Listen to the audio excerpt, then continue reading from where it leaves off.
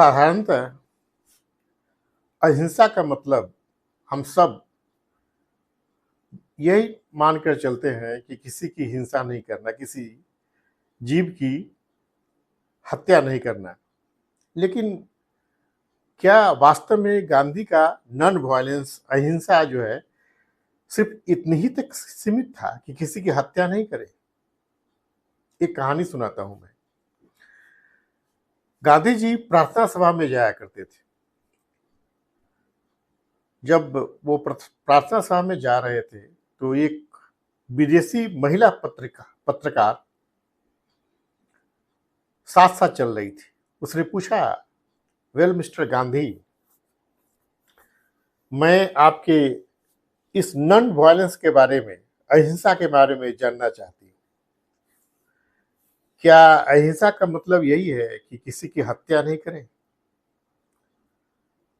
गांधी जी एक क्षण के लिए रुके और रुकने के बाद कहे कि तुम्हें मैं एक कहानी सुनाता हूँ। अहिंसा को समझने के लिए इस कहानी को जानना जरूरी है, और इस कहानी में जो पात्र है उसका जीवन चरित्र जानना जरूरी है। जब तक इसको नहीं समझोगे अहिंसा को समझ नहीं पाओगे, इस विचारधारा को नहीं समझ पाओगे।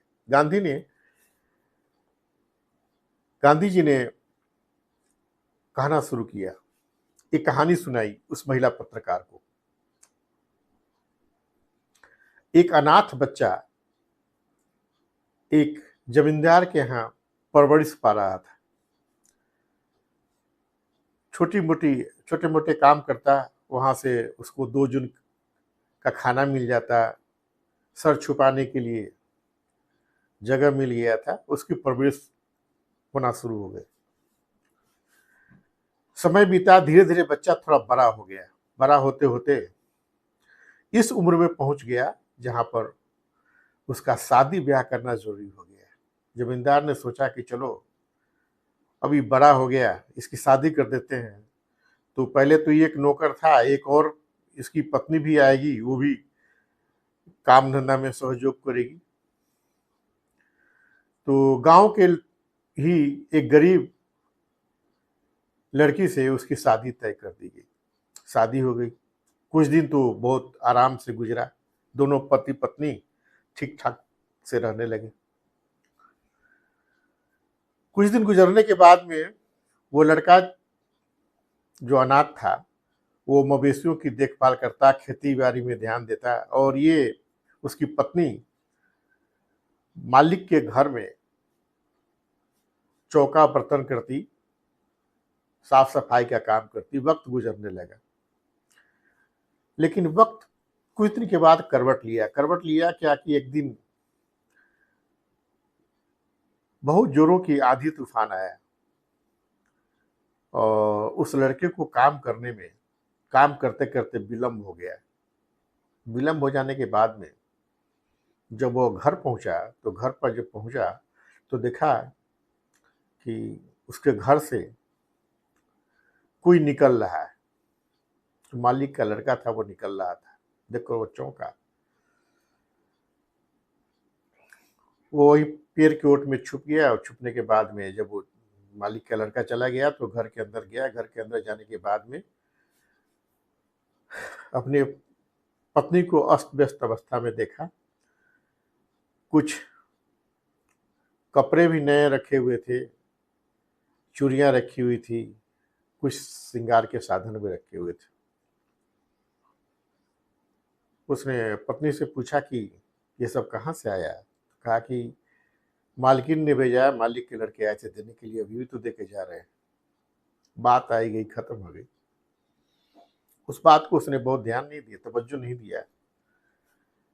फिर दूसरे दिन अपने नियमित रूटीन के अनुसार वो अपने काम पर चला गया। मालिक के खेत खलियान देख लिए, मवेशियों को देखने के लिए चला गया। ये भी मालिक यहाँ घर पर काम करने के लिए चली गई।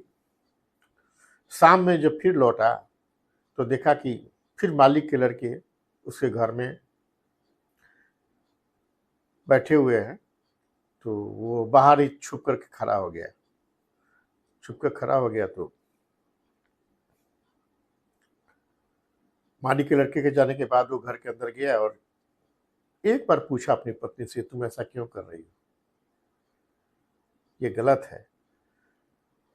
तो उसकी पत्नी ने झड़प दिया कि तुम तो मेरी कोई ज़रूरतें पूरा नहीं कर सकते हो, 2 जन की रोटी तो मुश्किल से मिल पाती है, मेरी और सारी भी ज़रूरतें हैं, तुम तो पूरी नहीं कर सकते, कोई अगर पूरा करता है तो तुम्हें ऐतराज़ क्यों है? वो चुप हो गया, कुछ कह नहीं सका वो आदमी। लेकिन उस रात वो ठीक से सो नहीं सका, पूरी बेचैनी में उसकी रात गुजरी।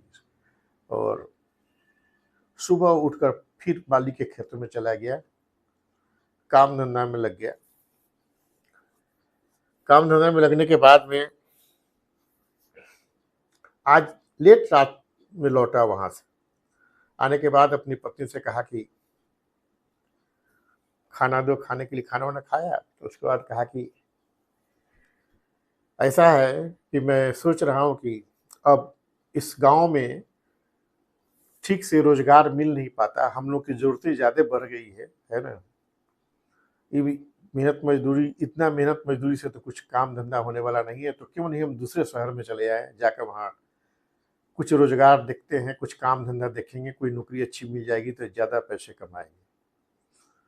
इसकी पत्नी ने सोचा, मन में सोचा, चलो ये झंझट छुटाई, चला जाएगा तो चिक चिक तो नहीं करेगा ना, ये रोक टोक तो हम तो बिल्कुल आजाद हो जाएंगे। पत्नी कहा कि कब जाना चाहते हो? कहा कि आज ही जाना चाहते हैं। अब तो आज ही जाना चाहते हो? तो घर में तो कुछ नहीं है। कहा कि सत्तू है ना, सत्तू 1-2 किलो है, उसको दे दो झोला में। तो झोला निकाल कर ढूंढने लगी तो कहा कि झोला में मत दो, एक चादर है, तुम्हारे पिताजी ने शादी में मुझको दिया था। वो अपने ससुर के बारे में बोल रहा था, गरीब लोगों को जो चादर उधर मिलता है ना, वो एक चादर मिला था, उसी में सत्तू को बांध दिया। पत्नी ने पूछा भी कि झोला में रख लेते, चादर में क्यों ले जाएगा? कि नहीं, ये चादर जब कभी भी हम ओढ़ेंगे ना तो तुम्हारी याद आएगी, लगेगा कि तुम मेरे पास हो।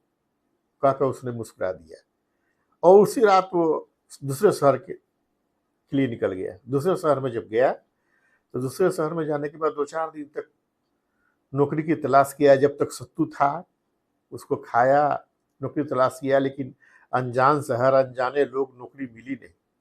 थक हार के 2-3 दिन के बाद वो वापस आने के लिए सोचा, लौटा भी। घर आया तो देखा कि आते आते बहुत रात हो गई थी,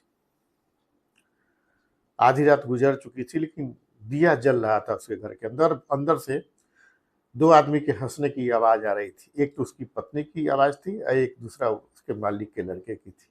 थोड़ा देर वो बाहर ठिठका रहा, थोड़ी देर के बाद में आवाज बंद हो गई। जब पूरी शांति हो गई तो धीरे से घर में गया। जाने के बाद उसने देखा कि पत्नी उसकी नग्न अवस्था में है और वो आदमी भी नग्न अवस्था में। पत्नी को उसने बगल किया और उसी चादर से जो उसको ससुराल से मिला था, जिसमें सत्तू बांध के ले गया था, उसको झाड़ा और पत्नी को ढक दिया। ढक देने के बाद वो घर से चुपचाप बाहर निकल गया। इधर सुबह पत्नी उसकी जगी तो देखी कि अरे, चादर देह पर देखकर घबराई। उसको लगा कि कहीं ऐसा तो नहीं कि वो आ गया था, लेकिन कोई चिन्ह उसने छोड़ा नहीं था। बहुत तहकीकात किया, इधर उधर सर्च की, लेकिन कहीं कुछ मिला नहीं। कहा कि ये मेरे दिमाग का वहम है, मैंने चादर दिया ही नहीं होगा। खैर, इस बार जब वो आदमी शहर गया तो शहर में जाकर के उसको एक होटल में बर्तन वर्तन धोने की नौकरी मिल गई। काम धंधा करने लगा। महीना 2 महीना गुजरने के बाद उसने पत्नी को पत्र लिखवा के भिजवाया, जो पहले दूसरों से लिखवा के भिजवाते थे कि अभी हमको नौकरी लग गई है, तुम चिंता मत करना, कुछ पैसे मैं भेज रहा हूँ। उसने कुछ पैसे भी मनी ऑर्डर किए। फिर दूसरी चिट्ठी आई, कहा कि मैं फिर कुछ पैसे भेजा, कहा कि अगले माह में मैं घर आ रहा हूँ। आया भी घर। घर आया तो जैसे गरीब तबकों में लोग अपना सिंदूर, टिकुली, वो छोटा मोटा नकली हार, है ना, चूड़ियाँ वगैरह सारी लेकर के आया, जैसे मजदूर वर्ग के लोग आते हैं। आया, सब पत्नी के हवाले कर दिया। कुछ पैसे भी थे वो दे दिया उस पत्नी को। खाना वाना खाया और सो गया। कहा कि मैं थका हुआ हूँ, सो जाता हूँ। सो गया। सुबह उठा तो फिर मालिक के घर पर चला गया। मालिक के घर पर जाने के बाद वो उस रात में लौट नहीं सका, मालिक के घर पर ही सो गया।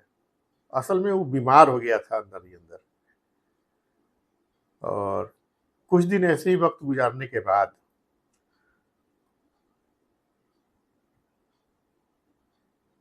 एक दिन उसकी लाश चादर में, उसी चादर में लिपटी हुई मालिक के खेत के मुरेर पर मिली। लेकिन वो आदमी आखिरी क्षण तक पत्नी को यह नहीं कह सका कि तुमने मेरे साथ ये गलत क्यों किया। महात्मा गांधी ने उस पत्रकार को बतलाया कि एक गांधीवादी आदमी उस मजदूर की तरह होता है जो ये सोचता है, नॉन अहिंसा का मतलब ये है कि किसी की हत्या नहीं, किसी के विचारों की भी हत्या नहीं करे। अगर पूछता, दबाव देता तो उसको मन में तकलीफ होती, पत्नी को, उसकी भावना टुकड़े विखंडित हो जाती। तो अहिंसा का मतलब, इतना व्यापक अर्थ अहिंसा का, ये गांधी जैसे लोग ही सोच सकते हैं, उनकी ही परिकल्पना हो सकती है। इसलिए बापू नहीं, गांधी इसलिए महान नहीं कि उन्होंने इस देश को आजाद किया। गांधी का नॉन वायलेंस बहुत ऊंची सोच है, बहुत ऊंची सोच है। एक गांधीवादी चरित्र को जब तक नहीं समझेंगे ना, तो ये अहिंसा का मतलब समझ में नहीं आएगा। बहुत बहुत धन्यवाद। नमस्कार।